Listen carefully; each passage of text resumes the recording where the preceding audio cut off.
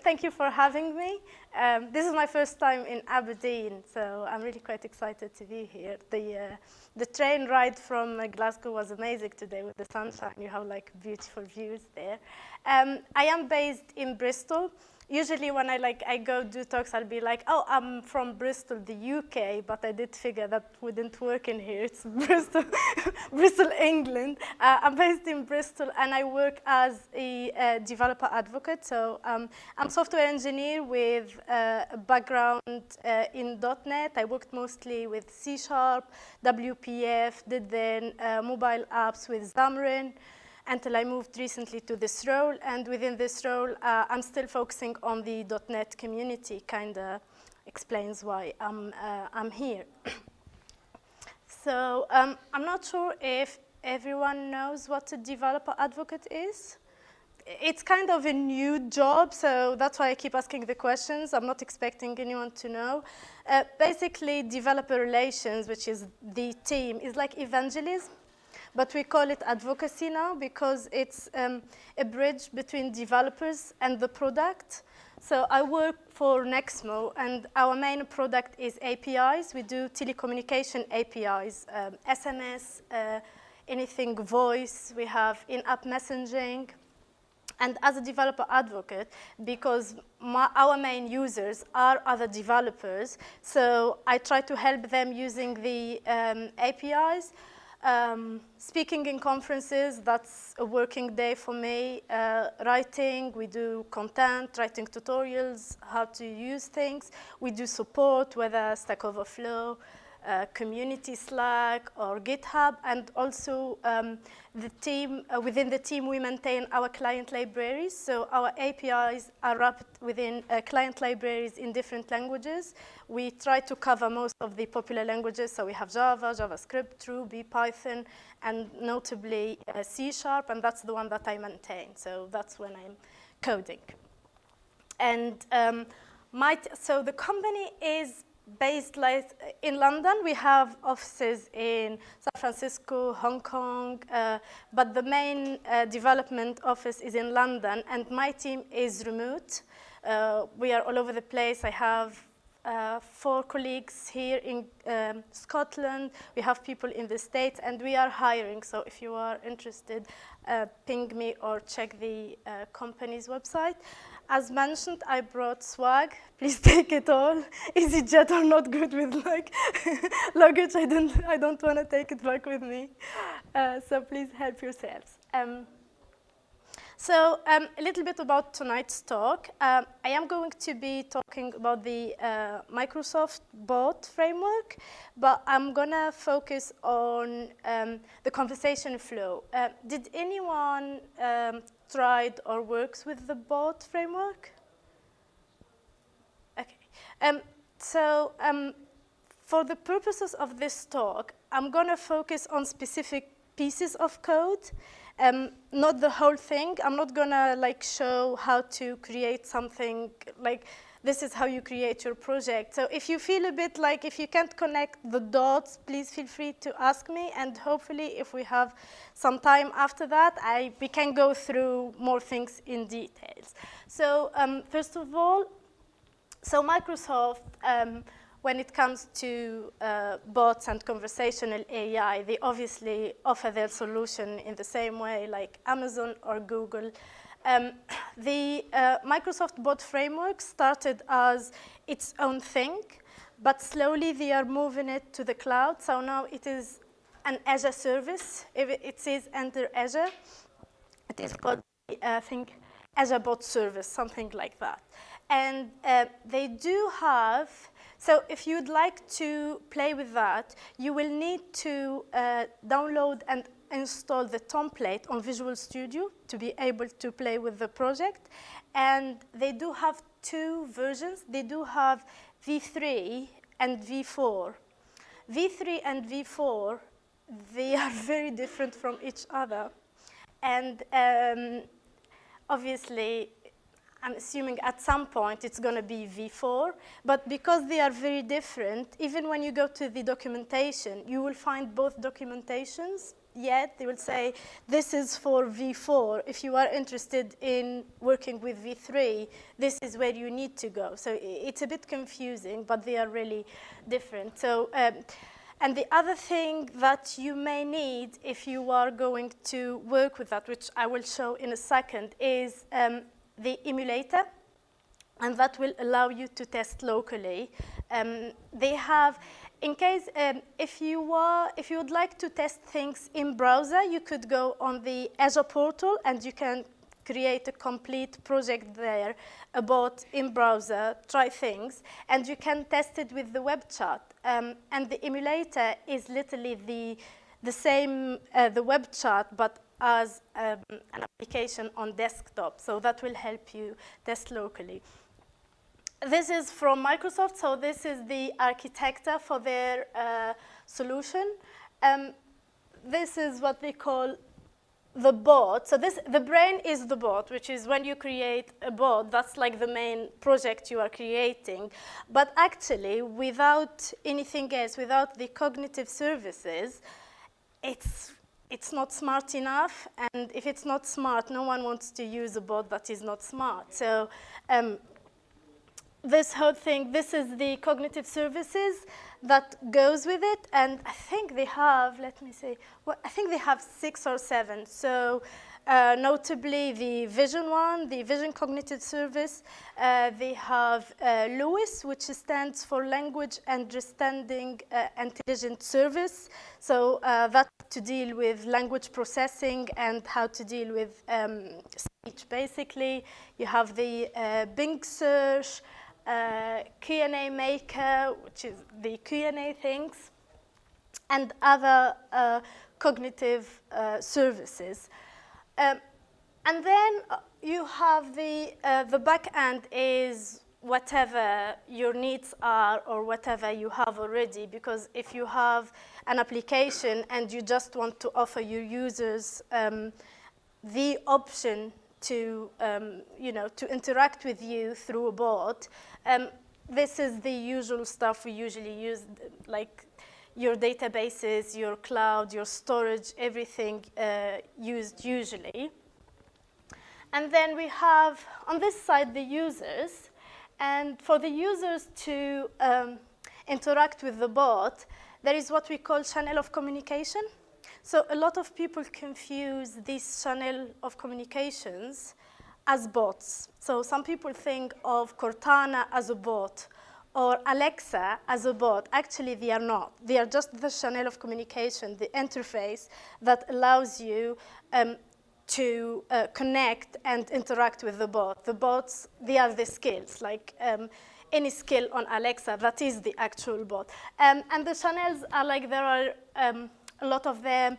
As I said, like if it's the voice assistant devices now, Google Home, Alexa, Cortana, Slack, Facebook Messenger, Skype, and even you can even create your own customized channel of communication, and they call them direct lines. So that's a bit the architecture of this thing. And now for the development lifecycle. So to develop bots, we have plan, build, test, publish, connect, and evaluate. Today, I'm going to only focus on the first two, but I'm going to go quickly through all of them. So the planning phase, which is the phase before writing any code, it's your requirement, what's needed, why we are why we even want to have a bot, to write a bot. And then the building phase is not different to any other applications. It's just build your code, what you need, and build it. Test the code and publish it. In the case of the Microsoft Bot Framework, mostly it's on Azure, but you're free to deploy your code and publish it wherever suitable for your needs and your business. And then connect, that's the step with the channel of communications. Because you could write a bot with the Microsoft bot framework, and then you want to use that bot on Slack. So that's the bit where you need to just like, API keys and telling Slack that that's the bot that you want to use and this is how you want to use it. So that's this step. And then the evaluation step, which involves the usual insights, analytics, but in the case of building bots, because of the nature of the applications and because we want them to be smart, it's not just about getting the usual data, but it's also about training them. So the more use the bot gets, the more they get smart because they are collecting more data. So that will help iterate and make them better and behaving better. So the planning phase is really important because usually we just jump on code, but this is really important because it will have impacts on the decisions we make as we are coding. And it's better to take time in here than to start coding and just discovering that we make the wrong decisions. Depending on the nature of the project, because you could be just a curious developer, a hobbyist, and you'd like to start writing bots. And like a lot of people are making good money actually from writing, for example, Alexa skills. So it is possible. Or you could be a business who wants to create a bot. So in this phase, it could be just one person, or it could be developers with designers, with project managers and testers, whoever is involved in the project, really.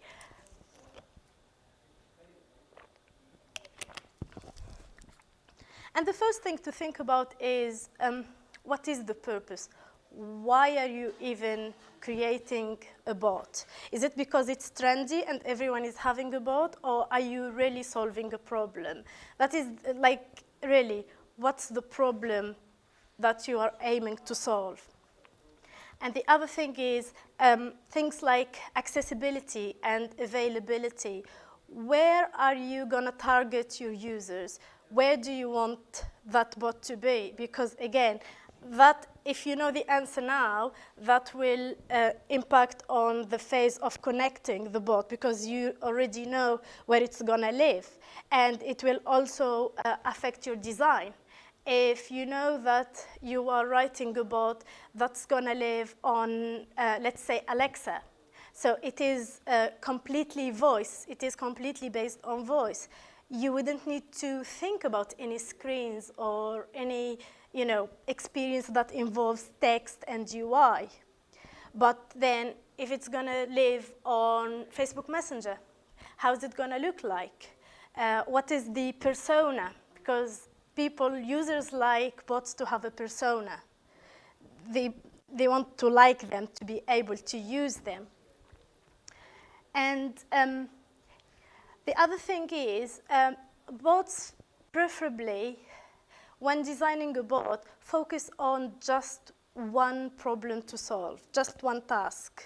Like, don't write something that would, I don't know, something that would look for flights and like order you pizza and also give you like information about the weather. That's too much for one thing.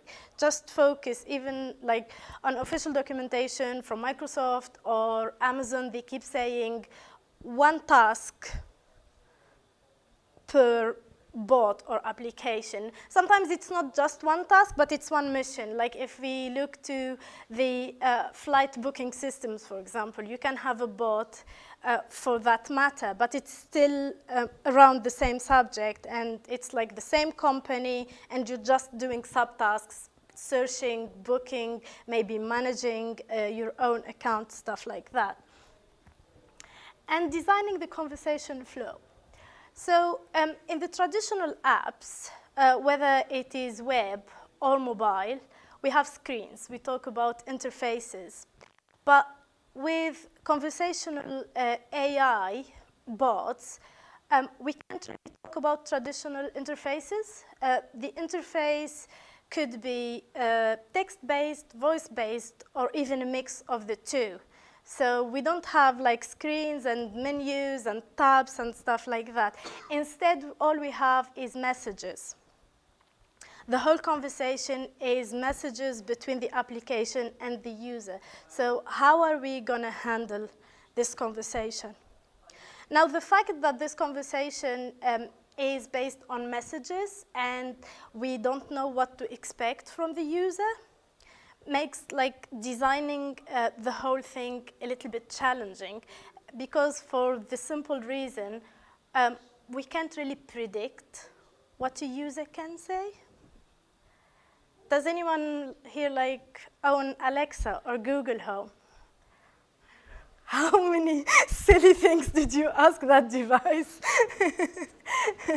So really, we don't know what the user can say. So all we can hope is to try to design something to stay within the context, because it's really important to stay within the context. This whole new wave of what we call conversational AI is based on the fact that it is a two-way communication within a context that is like, that mimics the human behavior, and we feel like we are talking to a human. So these applications need to be smart enough. That's why we need to think about the conversation flow. What the user could say. The user could change their minds at any point. How are we going to deal with this? If we are in the middle of the task and the user suddenly decides, oh, I changed my mind. It could be maybe booking something and then suddenly you just want back to search, or decide not to continue at that point and you're canceling. Or when the user says something that doesn't really make any sense. If I am booking a flight and I say I want a flight for January, how is this date going to be interpreted? Because we are already in Feb. Is it like, should the application assume and book for next year? Or should it like reprompt the user and ask, oh, this feels a bit, I'm not sure here. So it's all of these things that would decide on how the conversation flow would go exactly. Actually, it doesn't assume most of, no, it's fine, it's absolutely fine. That would be a disaster, I guess. What happens most of the time is just, it keeps asking. It's even worse because it doesn't tell you anything. It will be like, just like, when, until you give like a piece of information that makes sense. So that's all it does. But yeah, so the conversation flow is really important to take time and design it properly, because that will define the whole experience. And by the end of the day, what we want is to offer the user a good experience, a delightful experience, so they stay and they use the app more, right? Now, how does this design and talk about conversation flow transforms into code? As I said, I'm going to be using the Microsoft bot framework. I'm going to be using the SDK v4, and they do have 2 templates. So the good thing is, with the templates, you get a lot of code in there. Even when you're starting, there is enough code to follow up and to know where things are, really. They have what they call echo template, which is a simple demo that whatever you type, the bot will echo that back to you. And they have the basic template, but the basic template uses Lewis, the cognitive service Lewis, and that's the one I am going to use. You can choose to write your bot either with C# or Node.js. These 2 options are possible. you can use Visual Studio. As I said, you need to download and install a few things. They also have the CLI that you can use, or you can just use the browser, the portal, Azure portal, and code anything, everything in browser. And they have, as mentioned, a list of services to use with that. I think, okay. Right. So I wrote a little demo for that. It's very simple. It's not going to make me rich or famous anytime soon. And there is a little story behind this one. So I see a personal trainer 3 times a week. And whenever I'm traveling like this, obviously I just eat and I have cakes and all of that. And I keep sending him pictures of cakes. It makes me feel less guilty. I'm not even kidding. And then at some point he's like, stop sending me those pictures. I shouldn't be like encouraging you. And then I was like, fine, I'm gonna write a bot and I'm gonna talk about cakes to my bot. So this is how I started this little silly thing, but it does the job to demo what I need to demo. So this is the emulator. Yes, the other thing I should mention, that the emulator for v4 is also different from the emulator for v3. Usually, when they do some work on the emulator, it just, you can upgrade. It does appear in the logs, actually, and it will say, oh, there is another, a newer version. Would you like to update? But v4 is really different from v3, so you can't upgrade. You will have to install a completely new instance of that. So this little emulator allows to test locally. And it's quite nice because you can see the log, what's happening exactly, what calls are made, and then if you have any data or JSON, it will appear in there and you can see things. So it's quite nice, actually. So in my lovely little bot, all I'm doing is saying hello. And then the bot is asking me for my name. Now, the reason why the bot is asking me for my name, first of all, it depends if you need to collect information about the user. If for your app, that's something you will use later on.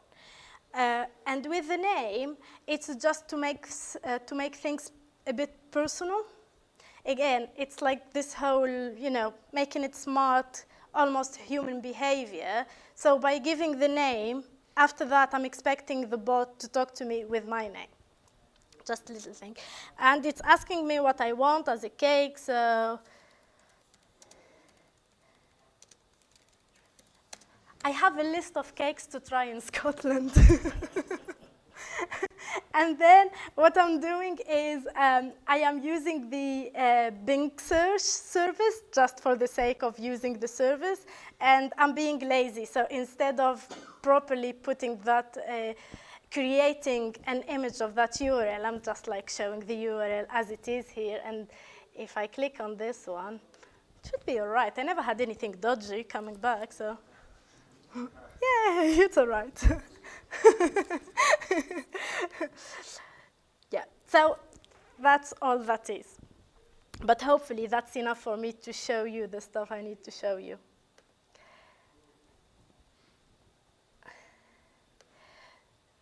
So as I mentioned, because I used Lewis, you will see the mention of Lewis in my code. You don't have to use it, but it's really a good thing to use because Lewis is, you are creating your language model with Lewis. If we have time, I'll show you how to do that because they are all like on separate like little portals, so you can and try things on the portal and create a model in 2 seconds.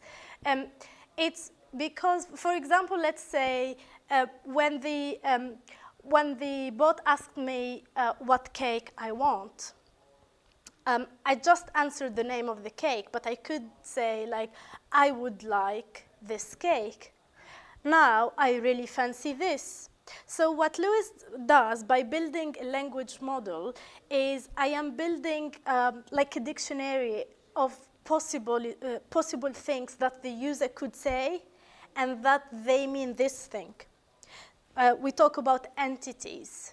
So my entity, entities intents in Lewis. So what is the intent of the user? So for example, for this case, the intent is probably, my intent is get a cake. But the way the user says that, there are different ways to say it. So by training that model and give it like as much possibilities as possible, it's like having the chance that whatever the user say, they will get the right answer.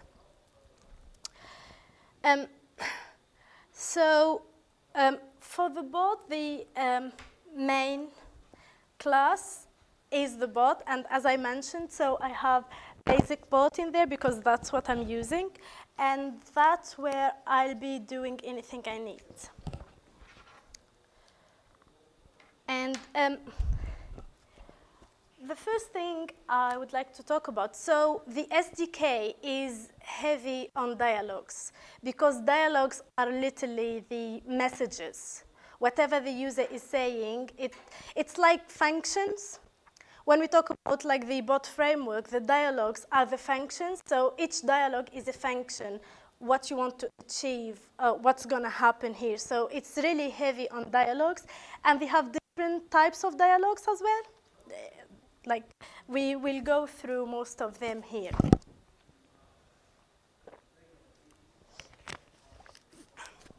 There are a few other concepts that I would like to talk about. You see there I have user state and conversation state. So there is a notion of a state a lot as well, because since it's a conversation, if we don't know the state of things, there is no way we are calling the right thing or replying with the right answer. State is almost like storage. You could be storing the whole state of the conversation. Did we finish this conversation? Was I interrupted? Or it could be the state of a specific dialogue. Because if we are writing, a proper business bot application, we probably will need more than just one dialogue. So it's like, what is the state of that dialogue? Booking, let's go back to booking again. Let's say we'll have like a dialogue to do the booking process. What is the state of that? Did we finish? Did we not? So there is the notion of states a lot, and there is the notion of context as well. Which context? Because if I am switching between dialogues, if each dialogue represents a function or a task, switching between these dialogues is switching between tasks. So the application needs to know the state of things to be able to perform. So in this, in my basic bot here, what we are doing, as you can see, this is the Lewis stuff, the configuration for Lewis. But what we are doing is defining a dialogue set. And a dialogue set is a collection of dialogues. So we are saying for this bot, we would like to use a collection of dialogues. And I would like to use this dialogue. So I have a dialogue called greeting dialogue. And I'm saying, I would like to add it to this collection so it is used with my bot. And again, here, we are passing the state accessor for this dialogue. So I need to know every time what is the state of that. And based on that, we will be doing things. So let's see what is in the dialogue. Right. My greeting dialogue, which is that first hello, what's your name, etc., is a component dialogue. A component dialogue is a dialogue. So, as I said, they are heavy on dialogues, and then they have like different names for each one of them. One of them is a component dialogue, which is a component, basically. So I'm defining that as a component dialogue, and everything I need to do for that interface, if we want to call it, it's going to happen here because I want everything to happen in this dialogue. You could have more than one. And depending on the task, what you want to perform in each one, they will have different set of subcomponents and other things to do. Another very popular dialogue component is what we call the waterfall. So the waterfall dialogues, they are the most used ones. Yes, so the waterfall dialogues are dialogues where we have a list of things, a list of steps to go through. They have what they call sequential dialogues. You can go sequentially, or waterfall, which is defining steps.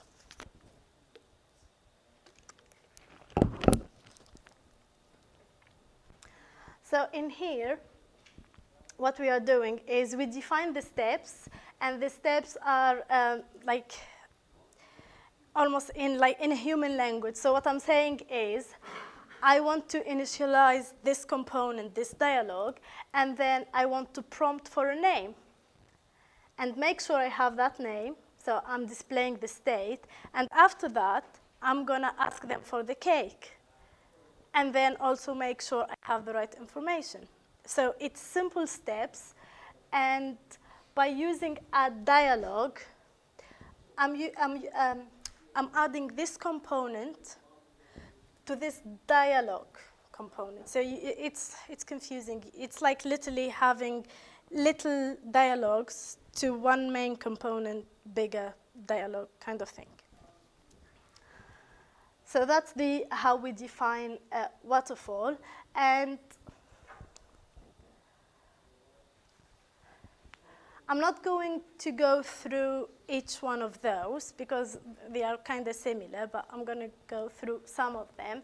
So as you can see, it is a task, and waterfalls, like the other dialogues, they have the notion of context, and it's really important to know the context to know which step comes next. So depending on that context, are you going to re-prompt something? Did you get wrong information? Is it time to end this dialogue because you got everything you need? So it depends heavily on that step context in there. And let me see. Yes, so for example, what I'm doing here is just making sure, do I have everything or not? Is it like a new app? Did I greet this user? Were they here before or not? So so depending on the state, we are saying if we already have something in the greeting state options, so I already stored information about this user, I'm all good. And I'm just going to set the context and say this step is done. But if not, can we start a new one? Can we create a new instance of this one to make sure where we are with that? And then this is the one to prompt the name one.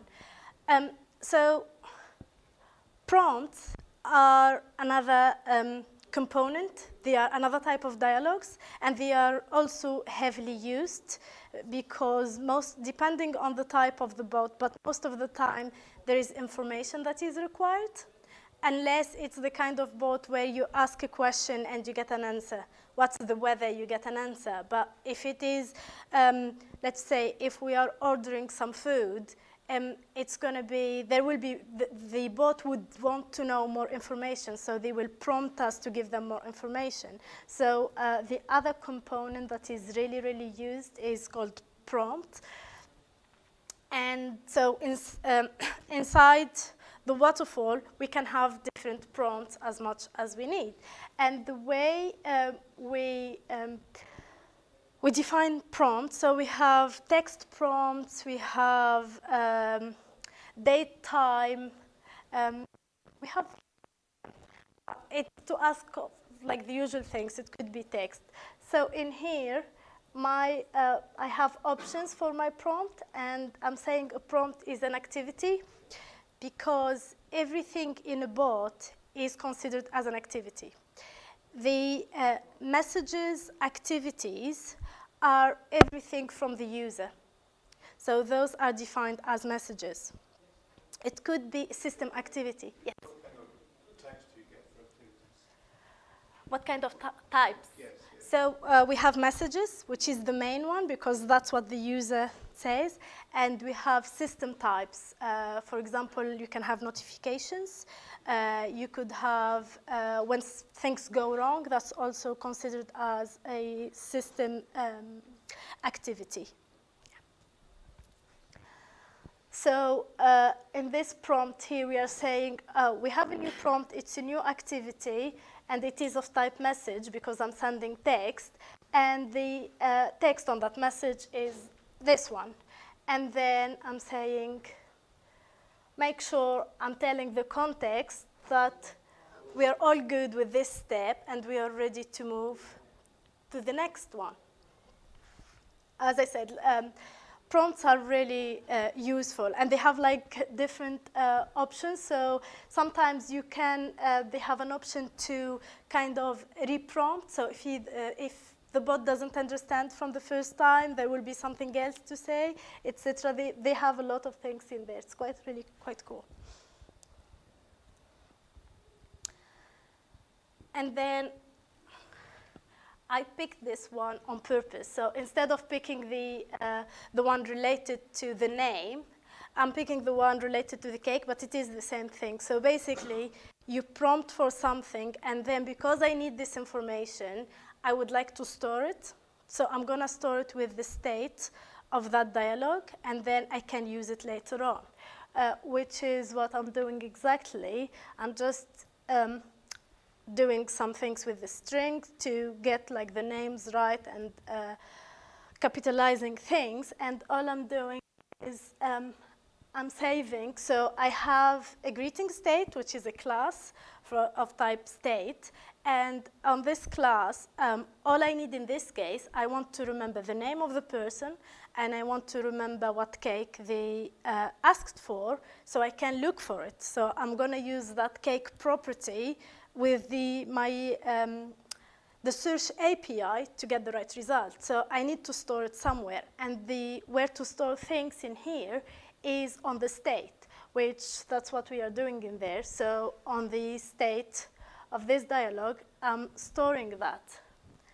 And then we are saying, again, we are all done, and let's move to the next thing.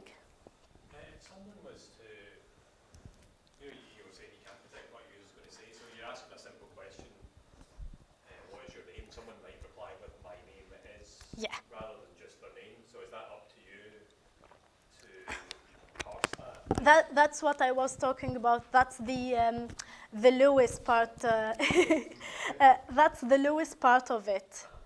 That's when you try to train the model to understand all the possibilities. Yeah, because you can say my name is something or I am something. That is the part of where you're using the language model. So in this piece of code, this one, I made the previous one, when we're extracting the name from the response, Lois can help with that? Yes, yeah. Okay, I think we will probably have some time because I'll show you the way Lewis works. So the idea of Lewis, obviously there is a lot of machine learning behind, which I really don't know anything about. But the idea is you are giving something in a human language, and what we want is to extract things that could be used in code, properties. So that name is defined as a property. I have a property on my intent.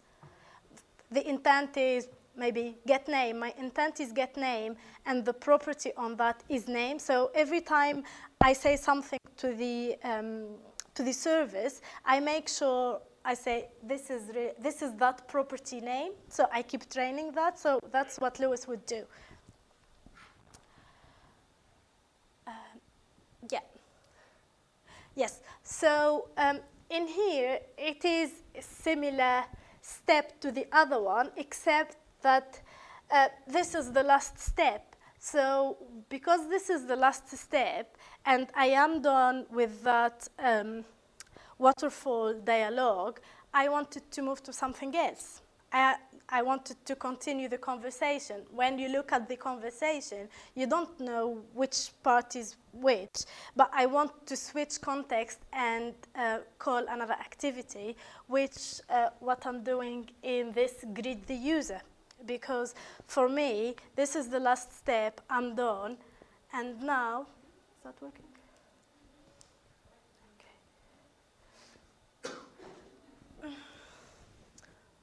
Technology went wrong. Okay. This is what I want. Yes. In this greet user, I'm not in the waterfall anymore. I'm just like getting out of the waterfall. And what I'm saying is, I want you to get the context. And within the context of my bot now, I am setting a new activity. It's not the waterfall dialog that is taking over anymore. I am setting something else.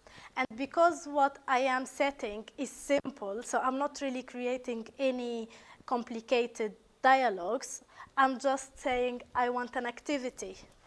And the activity is that message. So I don't really need anything other than my message to be displayed to the user. So I'm simply saying, send the activity, and that's what the activity is, and then I'm sending another one. And that's it for me, I'm done here.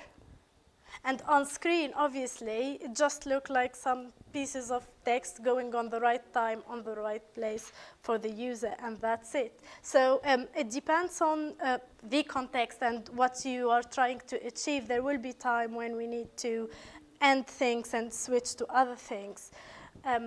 It happens a lot, especially if we are building like complex applications where you have different dialogues, and then you need to use a dialogue within another dialogue or reuse something. So it's really good to know when to switch contexts. So what you need for a sensible, meaningful conversation,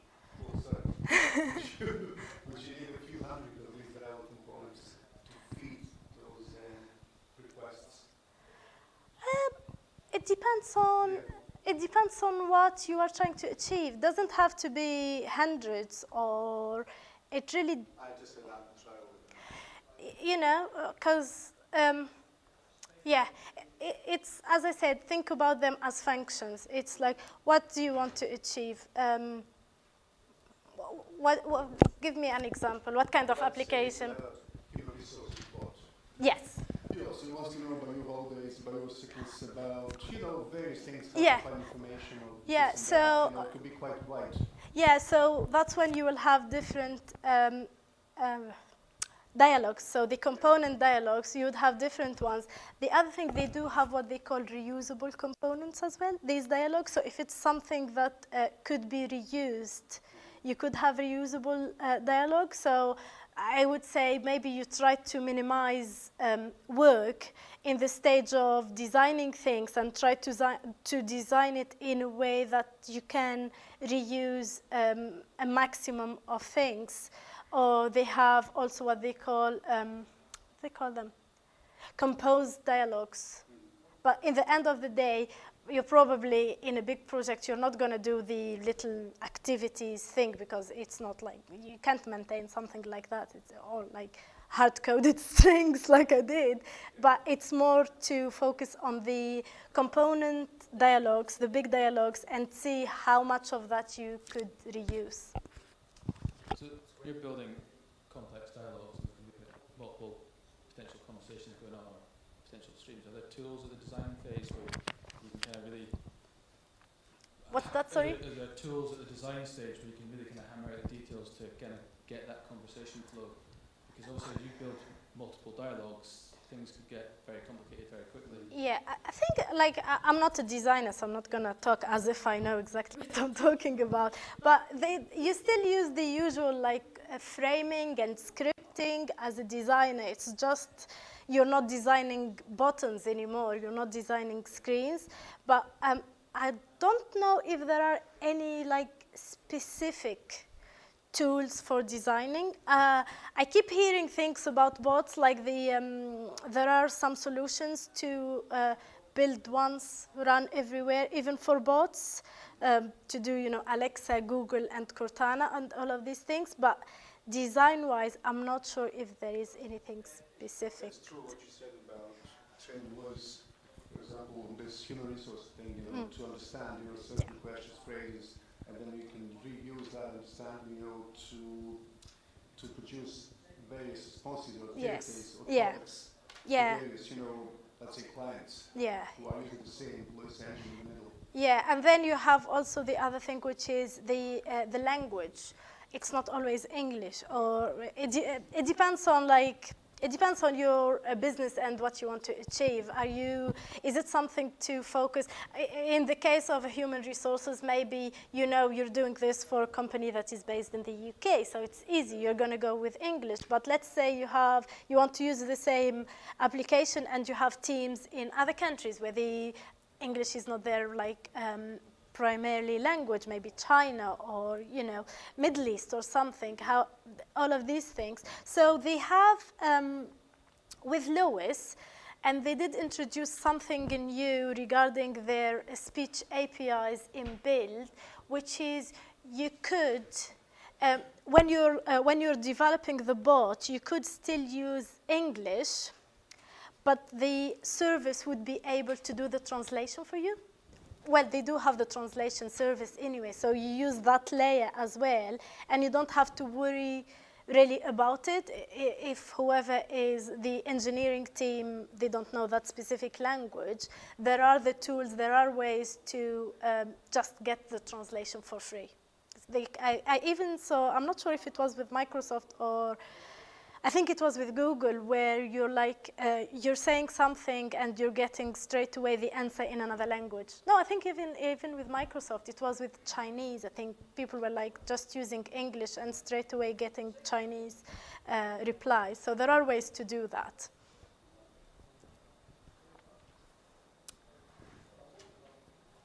Okay, wait, we were here. Right. So so far what we did is we defined the dialogue on the bot class, and we said, oh, we want to use this bot in this dialogue in here, and then we defined the component within that dialogue, but we still didn't really see how we are going to use that dialogue. Just adding the dialogue to the bot doesn't mean we are using it. The way to do it is back in that, like the bot class, the main class, there is the on-turn async. So that's another very important concept with the bots, which is the turn, because it is a conversation. So it's based on each turn. Is it the user's turn? Is it the bot turn? And there is another thing. Doesn't have to be just one user. It could be multiple users. So we need to know exactly who's who and whose turn is it to define things. Yeah, this this function was massive, and I couldn't just put it in one slide. So You can see here, like, I'm commenting things. I'm going to show that code later, but it was just too big to put on a slide. In the turn, because each time there is an activity happening on the bot, each time there is a message, this will get handled. And then what we are saying is, the activity, depending on the activity type, as I said, it could be a system activity, and you'd like to do something without it. Maybe it's a notification, or you know, just the whole application crashed, or you have no internet. What are you going to do in that case? But here we are saying, if I am getting a message, if there is a message, this is what I want to do. So I'm getting the results from Lewis, from my service. I already registered, so I have my service, and it is already registered as the services that I'm using for this bot, and I'm getting the result. So that top score intent, when we are using Lewis, and when you say something, Lewis would come back with the top intent, which what Lewis thinks you mean. And then it will give it a score. It's like, it's a probability thing. It will say, I think 99%, I think what the user means is this. Or 60%, that's what the user means. So based on that intent, we will decide what to do. But first, I am checking if there is already a conversation and it's been interrupted. And in that case, what to do? And that's what I'm doing here. I'm saying, is turn interrupted? Are we interrupted? Is something happening, and what to do with it? So I have that. Yes. There are some interruptions are, what is the word? It's not a default interrupt. It's like defined interruptions. Asking for help or canceling something, those are already defined interruptions, and you can get them for free with Lewis and the bot. So other interruptions, it could be something customized, and we need to handle that differently. So here I'm just dealing with the defined interruptions, and what we are saying, so I'm checking if my top intent, so I got the result from Lewis, and what Lewis thinks is the intention of the user. I'm saying if it is the cancel intent, which is defined by Lewis already, that's what I want you to do. First of all, if the user wants to cancel every active dialogue we have, because we don't need that anymore, and also make sure to tell the user that we canceled that last activity. Cancel booking, for example, just cancel all of that. And yes, or if there is nothing to cancel, like there is nothing, it will just say, you're asking me to cancel, but we didn't do anything yet. What am I going to cancel? I wonder if I try that, what it would say. And the other intent that I'm defining here is the help intent. You may need some help with some task. So if it is the help intent, if you're saying, help me with this, depends on how it is defined in the language model, basically, whatever you define as help. We will be sent to an activity that says, like, this is what I'm going to do. And if it doesn't have any help, it will just reprompt and ask the user again and again and again. If I go, if I say, I never know what I get, because obviously my Lewis model is not really, it's not trained for millions of times. So sometimes it gives me something super stupid, which is quite nice. So you kind of see really what's happening. Okay, it's not that stupid. It says I don't have anything to cancel.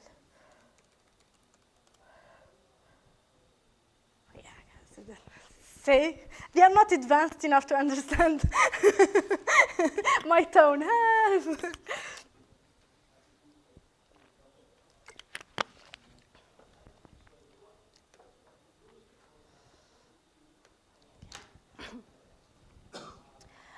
So that's for interruptions. And as I said, the interruption could be something else. It doesn't have to be just to cancel or to ask for help. Sometimes you are interrupting what's happening to ask for something else. And that needs to be handled at some point. So now that we know what to do in case we have interruptions, we are just going where we got something from the user, and how are we going to respond to that? So this is where we're going to do, depending on what we have, we're going to see how to respond.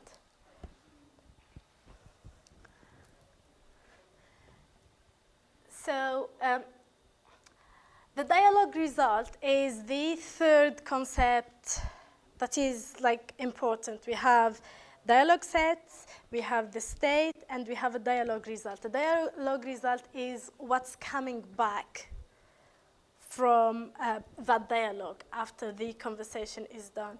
So it could be empty, which means if it is empty, probably it's because it's the start of the conversation, or we are just done.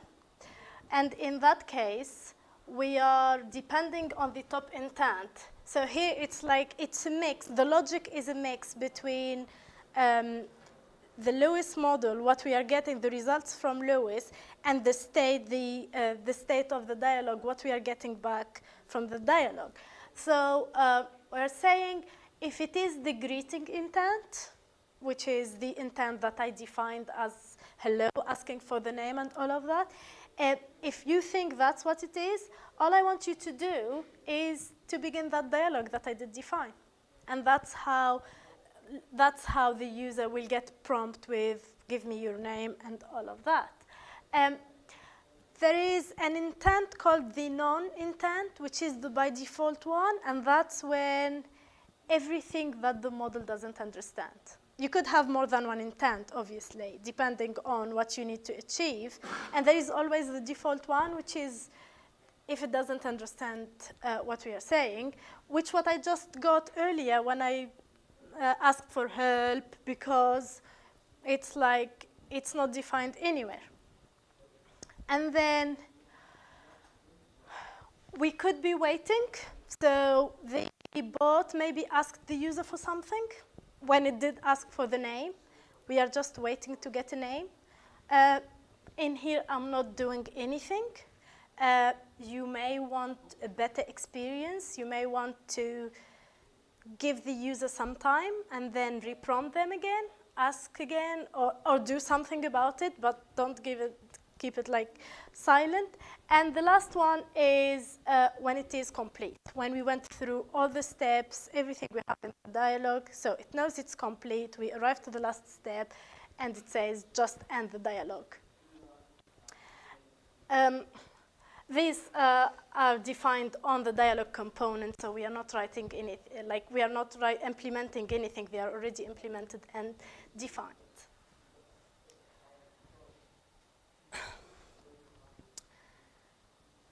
And the other thing is another type of activity. See, I did forget to mention this one, and now I'm going to talk about it, is when the conversation is updated. And the conversation is updated when we are maybe running it again, refreshing it, and also when users come to to use the bot. So what we are saying here is, if the conversation is being updated, and if we are adding any members to this conversation, I want you to do this. So this is usually used as the first time users come to use the bot. So this is when you really, it's almost like that first screen without having a welcome screen. This is the landing page, if we want to call it this way. So this is the landing page. And what we are doing here, we are making sure if we have any new members, make sure they are recently added. We don't already know who they are. And in case they are new, just welcome them. I am using an adaptive card here. You don't have to. An adaptive card is a component. It's the component that did allow me to have the image and stuff. It's a JSON code, so it's a bit weird. Like, it's writing UI, but just defining it in a JSON file. And it's just saying, oh, this piece of UI, I want to have the image and I want to have the text. Actually, where is my, is it here? Yes.